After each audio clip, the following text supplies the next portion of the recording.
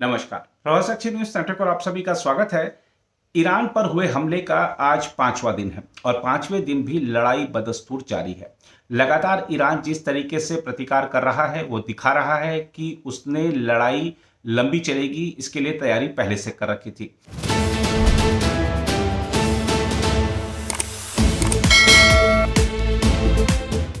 और अमेरिका और इजराइल ने जो सोचा था कि ये जो युद्ध है इसको हम 4 दिन में खत्म कर देंगे, वो 4 दिन का प्लान बना के चले थे, लेकिन आज लड़ाई 5वें दिन में प्रवेश कर गई है और अब अमेरिका को भी एहसास हो गया है कि ये लड़ाई लंबी चलेगी।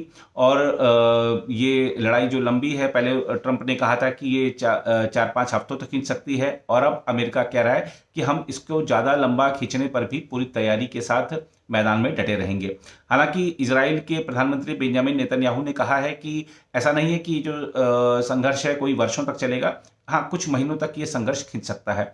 अमेरिकी राष्ट्रपति डोनाल्ड ट्रंप ने यहाँ तक दावा किया है कि हम ईरान की जो मिसाइलें हैं वो खत्म कर चुके हैं, उनका एयर डिफेंस सिस्टम तबाह कर चुके हैं, लेकिन ईरान जिस तरीके से मिसाइलें अभी भी छोड़ रहा है। इस समय की ताज़ा खबर यह है कि इजराइल पर फिर से मिसाइल अटैक हुए हैं, तो सवाल उठता है कि जब मिसाइलों का जखीरा ईरान का खत्म हो चुका है, ऐसा ट्रंप दावा कर रहे हैं, तो वो कहाँ से मिसाइलें आ रही हैं।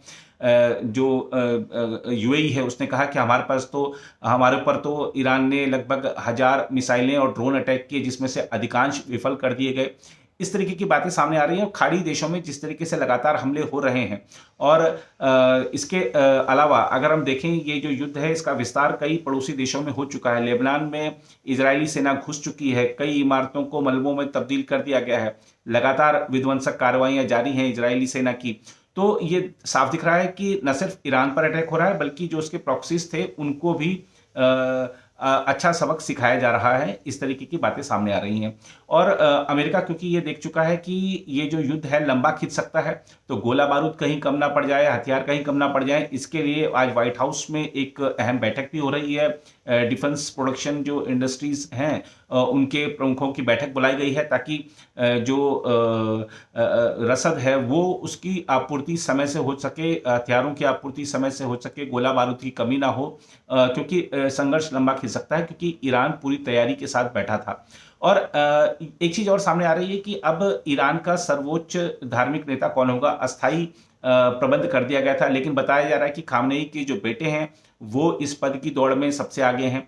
लेकिन डर यह है कि अमेरिका कहीं अब उन पर अटैक ना कर दे, क्योंकि अमेरिका चाहता था कि जो सत्ता है पूरी तरह बदले, सिर्फ उत्तराधिकारी बदलने की बात नहीं थी। और अमेरिका के राष्ट्रपति डोनाल्ड ट्रंप ने यह भी कहा है कि हम ईरान के जो सारे के सारे सर्वोच्च नेता थे वहाँ पे, जो सर्वोच्च खामनेई के अलावा भी जो उनके बड़े जो टॉप लीडर्स थे उनको भी मार चुके हैं। तो अब नया नेतृत्व वहाँ पर आएगा, या नया नेतृत्व कौन सा होगा ये देखने वाली बात होगी। अभी तक जो ईरानी हैं वो खामनेई के अंतिम संस्कार की हिम्मत नहीं जुटा पाए हैं, क्योंकि पता है कि उसमें लाखों लोग उमड़ेंगे, हो सकता है वहाँ पर कोई अटैक हो जाए और बड़ी संख्या में क्षति उठानी पड़े। तो तमाम तरह की जो चीज़ें हैं इस समय चल रही हैं। पश्चिम एशिया के साथ साथ जो पूरा मध्य पूर्व है, जो मिडिल ईस्ट है, वो इस समय तनाव का गढ़ बना हुआ है। और अमेरिकी और ये जो सिर्फ यहीं तक बात नहीं है, यूरोप तक बात पहुंच गई है। अब आप देखिए कि अमेरिकी राष्ट्रपति डोनाल्ड ट्रंप ने स्पेन को झाड़ लगाई है कि भैया आपने हमें अपने एयरबेस का उपयोग नहीं करने दिया ईरान के खिलाफ, तो अब हम आपके साथ ट्रेड बंद कर देंगे। जो तमाम यूरोपीय नेता हैं और तमाम जो आस पड़ोस के और जो देश हैं वो भी सकते में है कि कहीं ट्रंप हमारे से कुछ ऐसी डिमांड ना कर दें जिससे हम इस युद्ध में खींच जाएं और हमारे को बैठे बिठाए एक ये झमेले में हम फंस जाएं। तो ये तमाम तरह की समय चीज़ें चल रही हैं, जो कूटनीतिक स्तर पर चिंताएं बढ़ी हुई हैं कि अमेरिका का अगला कदम क्या होगा। इजराइल तो आगे बढ़ता जा रहा है और जिस तरीके से लेबनान में उसकी सेना घुसी हुई है, तो आने वाले दिनों में पता लगा कि लेबनान के भी कई इलाकों पर इजरायली सेना का वर्चस्व हो गया है।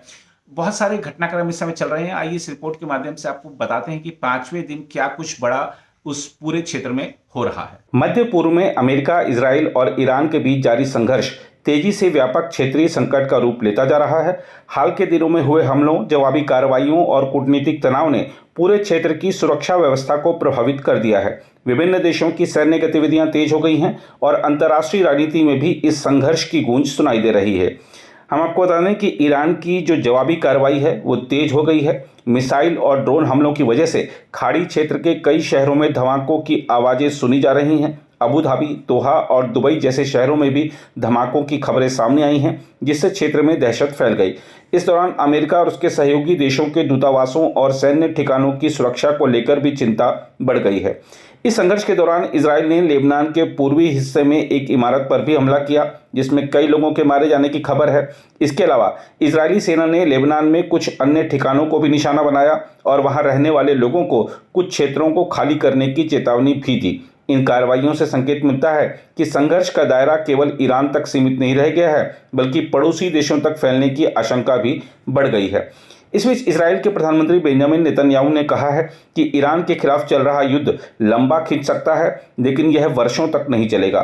उनका कहना है कि इस अभियान का उद्देश्य ईरान की सैन्य क्षमता को कमजोर करना है और इसे लंबे समय तक चलने वाले युद्ध में बदलने का इरादा नहीं है। उन्होंने यह भी संकेत दिया कि मौजूदा संघर्ष क्षेत्रीय राजनीति में बड़े बदलाव ला सकता है। इस बीच अमेरिकी राष्ट्रपति डोनाल्ड ट्रंप ने भी इस संघर्ष को लेकर कई बयान दिए हैं। उन्होंने कहा है कि ईरान पर किए गए हमलों का उद्देश्य एक बड़े खतरे को खत्म करना था।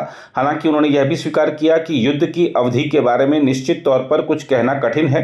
पहले उन्होंने अनुमान लगाया था कि संघर्ष कुछ सप्ताह तक चल सकता है, लेकिन बाद में उन्होंने कहा कि जरूरत पड़ने पर अभियान ज़्यादा समय तक भी जारी रह सकता है।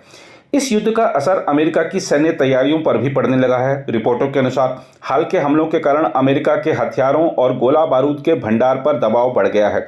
इसी कारण अमेरिकी प्रशासन ने रक्षा उद्योग से जुड़े प्रमुख अधिकारियों को व्हाइट हाउस में बैठक के लिए बुलाया है। इस बैठक में हथियारों के उत्पादन को तेज करने और सैन्य भंडार को मजबूत करने की योजना बनाई जा रही है। इस बीच क्षेत्रीय स्तर पर भी तनाव बढ़ता जा रहा है। खबरों के अनुसार सीरिया ने लेबनान की सीमा के पास हजारों सैनिक तैनात कर दिए हैं और वहां रॉकेट इकाइयों सहित अतिरिक्त बल भेजे गए हैं। माना जा रहा है कि यह कदम क्षेत्र में तेजी से बदलते हालात को देखते हुए उठाया गया है, ताकि सीमा की सुरक्षा मजबूत की जा सके। कूटनीतिक मोर्चे पर भी विवाद बढ़ गया है।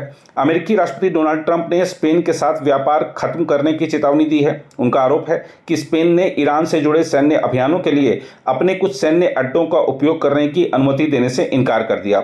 इस बयान के बाद यूरोप और अमेरिका के बीच भी तनाव की स्थिति बन गई है। कुल मिलाकर देखें तो मध्य पूर्व की स्थिति बेहद संवेदनशील बनी हुई है। एक और अमेरिका और इजराइल अपने सैन्य अभियान को आगे बढ़ा रहे हैं, वहीं ईरान भी लगातार जवाबी हमले कर रहा है। कई देशों ने कूटनीतिक स्तर पर समाधान की अपील की है, लेकिन फिलहाल संघर्ष थमता हुआ नजर नहीं आ रहा है। ऐसे में आने वाले दिनों में यह देखना महत्वपूर्ण होगा कि संकट किस दिशा में आगे बढ़ता है और क्या अंतर्राष्ट्रीय प्रयासों से क्षेत्र में शांति स्थापित हो सकेगी। अगर आप भी लेना चाहते हैं देश दुनिया की तमाम जानकारी, तो आज ही सब्सक्राइब करें हमारे चैनल को। साथ ही नीचे दिए बेल आइकन को जरूर दबाएं ताकि हर अपडेट आप तक पहुंच सके।